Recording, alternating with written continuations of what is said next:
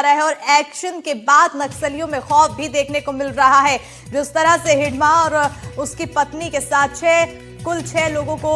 ढेर किया गया और साथ ही साथ लगातार कार्रवाई देखने को मिल रही है और कार्रवाई में कई नक्सलियों के ढेर होने की जानकारी सामने आ रही है, तो उसका खौफ नक्सलियों में साफ देखने को मिल रहा है, जिसके तहत कई नक्सलियों ने सरेंडर किया। बड़े नाम जो सामने आ चुके हैं और अब एक बार और बड़ी कामयाबी हासिल हो रही है। 37 नक्सली आज हैदराबाद में सरेंडर करेंगे। तेलंगाना डीजीपी के सामने सरेंडर करेंगे नक्सली, तो हिडमा का सहयोगी एर्रा भी आत्मसमर्पण करेगा और सीसी का सदस्य आजाद उर्फ अब्बासी भी सरेंडर करेगा। तो इस वक्त की ये बड़ी जानकारी नक्सलियों से जुड़ी हुई और जो डेडलाइन तय की गई है उस डेडलाइन के तहत एक बड़ी सफलता। ज्यादा जानकारी के साथ फोन लाइन पर सहयोगी सलीम शेख जुड़ चुके हैं। सलीम, एक और सफलता और खास बात ये कि हिडमा का सहयोगी भी यहाँ पर आत्मसमर्पण करते दिखाई दे रहा है, यानी कि हिडमा के ढेर होने के बाद नक्सलियों में खौफ बरकरार। जी बिल्कुल, ये कहना बिल्कुल सही है कि हिडमा के मारे जाने के बाद अब माओवादी संगठन लगभग खत्म होने की ओर बढ़ गया है। लगभग ये कहा जा सकता है कि जो कैडर हैं बस्तर के, जो आदिवासी कैडर है, उनमें अब दहशत का माहौल देखने को मिल रहा है और हिडमा के मारे जाने के बाद ही ये जो बदलाव आया है बस्तर में और यहाँ के जो नक्सली जो काम कर रहे थे लंबे समय से, अब वो कहीं ना कहीं अब सरेंडर की राह पर आगे बढ़ गए हैं और तेलंगाना जाकर उन्होंने सरेंडर कर दिया है। सबसे खास बात यह है जो माड़वी हिडमा का जो खास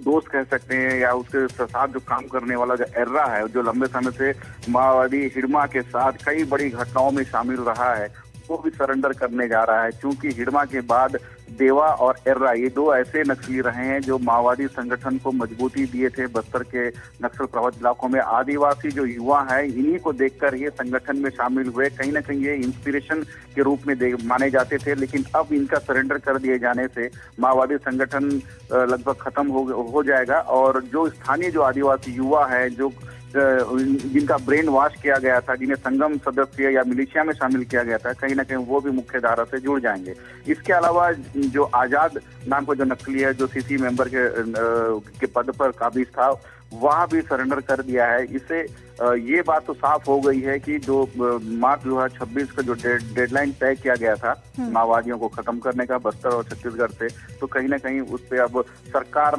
कारगर साबित हो रही है। उन्होंने जो संकल्प किया था वो सही साबित हो रहा है। ये अलग बात है कि वो तेलंगाना में जाकर सरेंडर कर रहे हैं, लेकिन कहीं ना कहीं बस्तर अब नक्सल मुक्त होता जा रहा है, क्योंकि तेलंगाना और आंध्र प्रदेश के नक्सली ही बस्तर में आकर यहाँ के आदिवासियों को बरगलाए थे और कहीं ना कहीं अब वही जाकर सरेंडर कर रहे हैं। और अब आने वाला जो बस्तर है वो